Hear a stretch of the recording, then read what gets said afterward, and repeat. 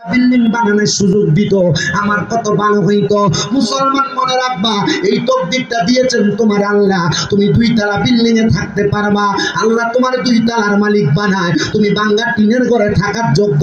আমার আল্লাহ তোমার বাঙ্গা টিনের ঘরে রাখে। হুজুর কেন? কারণ কি? আমার আল্লাহ কয় লা ইউকাল্লিফুল্লাহু নাফসান ইল্লা উসআহা। জোরে কোন সুবহানাল্লাহ।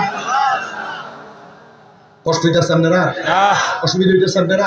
ওয়াজ বুঝতেছেন তো ইনশাআল্লাহ? আমি আশেপাশে আসছিলাম নি কোথাও?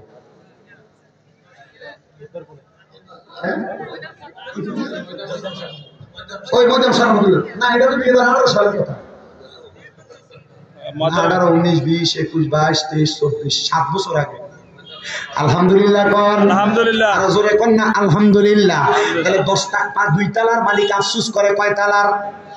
জোরে কোন কয় তালার? আর বাংলা টিনের গড়লা আফসোস করে কয় তালার? 2 তালার। আল্লাহ কয় লা ইউকাল্লিফুল্লাহু নাফসান ইল্লা উসআহা। আমার আল্লাহ পাক রব্বুল আলামিন কয় বান্দা, আমি আল্লাহ কারো সাধ্যের বাহিরে কোনো কিছু চাপায়া দেই না। এ বাংলা টিনের গড়ওয়ালারা, এ বাংলা পেরার গড়ওয়ালারা, এ এলাকার সম্পদশালীরা, মনে রাখবা, তুমি যদি 2 তালার মালিক হওয়ার জন্য স্বপ্ন দেখো, আমার আল্লাহ এমনি তোমার 2 তলার মালিক বানাবে না। তুমি বাংলা টিনের ঘরে থাকার যোগ্য, আমার আল্লাহ তোমার বাংলা টিনের ঘরের মধ্যে রাখে। তুমি 2 তলায় থাকার যোগ্য, আমার আল্লাহ তোমার 2 তলার মধ্যে রাখে। কিন্তু মনে রাখবা, আমার আল্লাহ তাআলা তোমার এই ভাগ্যটারে পরিবর্তন করে দিবে একটা মাধ্যমে। হাদিস শরীফের মধ্যে আমার নবী বলে, আত-তাকদীরু লা ইয়ারুদ্দু। এই তাকদীর কোনোদিন পরিবর্তন হয় না, এই ভাগ্য কোনোদিন পরিবর্তন হয় না। আপনি যে ভাগ্য নিয়ে আসছেন, এই ভাগ্য কোনোদিন পরিবর্তন হয় না। কিন্তু নবীজি আরো একটা হাদিসে মুবারাকার মাধ্যমে বলতেছে, মানুষের তাকদীর একদিন পরিবর্তন হয়ে যায়, মানুষের তাকদীর একদিন পরিবর্তন হয়ে যায়। নবী গো কখন পরিবর্তন হয়ে যায়? লাইলাতুল বরাতের রাতে আল্লাহর বান্দাদেরকে আমার আল্লাহ তাআলা আসমানের প্রথম ধাপের মধ্যে আইসা ডাকতে থাকে, রে বান্দা, এই বরাতের রাতে এবং কদরের রাতে তোমাদের ভাগ্যটাকে নির্ধারণ করা হয়। আসলে কেউ আমার কাছে চাইবা, আমি আল্লাহ তাআলা তোমাদেরকে সব দান করব। আল্লাহ কয় বান্দা, যদি তুমি আমি আল্লাহর কাছে যাওয়ার মতো চাইতে পারো গো, আমি আল্লাহ তাআলা তোমাকে দান করব, তোমাকে দিব। আল্লাহ কেমনে দিবেন? ভাগ্য তো কোনোদিন পরিবর্তন হয় না। আল্লাহ কয় বান্দা, এই নবীর উম্মতের দলেরা, নবীর হাদিসের দিকে তোমরা তাকাও, দেখবা তোমার ভাগ্য পরিবর্তন হয়ে যাবে। কেমনে পরিবর্তন হবে? কেমনে পরিবর্তন হবে?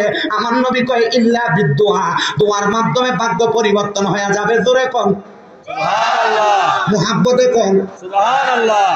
এই জন্য বাবা, কেউ যদি আপনার সাথে কোনো অন্যায় করে, মনে কষ্ট দিয়েন না। কেউ যদি কোনোদিন আপনার সাথে কোনো খারাপ কর্ম করে, আপনার ক্ষতি করে ফেলছে, আল্লাহর ওয়াস্তে আপনি তারে ক্ষমা করে দিবেন। কারণ কি রে বাবা? তারা বলবেন ক্ষতি করেছো ঠিক আছে, আমারে ক্ষতিপূরণ দেওয়া লাগবে না, আল্লাহর ওয়াস্তে আমারে মাফ করে দাও, আমার জন্য একটু বেশি করে দোয়া করবা। আমার একজন উস্তাদ আমারে বলে দিয়েছে, আব্বা জান, যখনই যেই জায়গার মধ্যে যাইবা, কেউ যদি তোমার কাছে দোয়া চায়, তুমি তার কাছে উল্টে দোয়া চাইবা। হুজুর কেন? হুজুর আমারে বলছে বাবা, এই দোয়ার কারণে তোমার নসিব পরিবর্তন হবে, ভাগ্য পরিবর্তন হবে। তবে সাবধান, কোনোদিন কোনো মানুষের মনে কষ্ট দিও না, কোনো মানুষের মনে আঘাত দিও না। আমি চেষ্টা করি কোনো মানুষের মনে কষ্ট এবং আঘাত না দিতে। এবার আপনারা বলেন, কষ্ট না দিয়া দোয়া চাইলে ভাগ্য পরিবর্তন করে কে? আল্লাহ। এজন্য সে কয়, ওরে মন বাঙ্গা না মসজিদে বাঙ্গা, বাঙ্গাই আল্লাহর কাবা ঘর, বাঙ্গাই আল্লাহর রে মন মন্দিরে আল্লাহর বাড়ি, বেতা দিস না তার ভিতরে।